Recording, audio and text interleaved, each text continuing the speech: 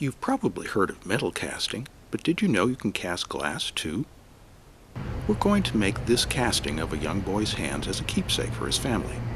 The process is called sandcasting. We'll start with a wooden box filled with special refractory sand, the same kind used for metal casting.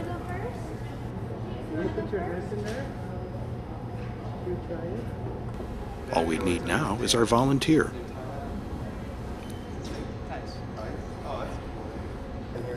The boy's hands are pressed down into the mold and sand is packed around them.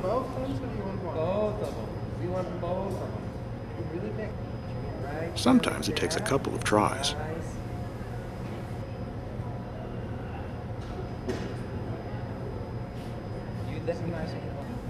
Eventually, a good impression is made, and we move on to the next step. His little hands are making a nice gesture for us. That's right.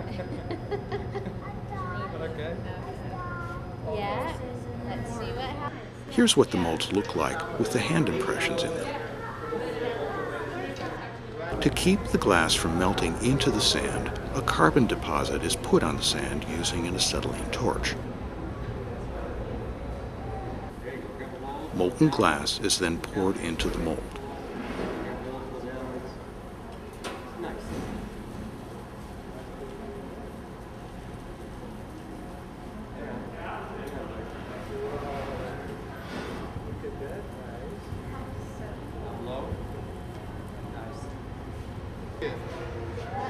Because the glass in the handprint is thicker than the glass on the edges, it cools more slowly.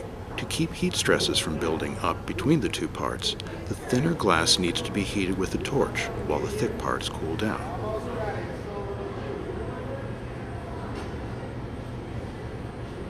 Even after the glass is cooled enough to be solid, it is still about 1,000 degrees Fahrenheit. If it were to cool too quickly, heat stresses would cause it to shatter. To avoid that, the casting is placed in a special oven to cool down very slowly.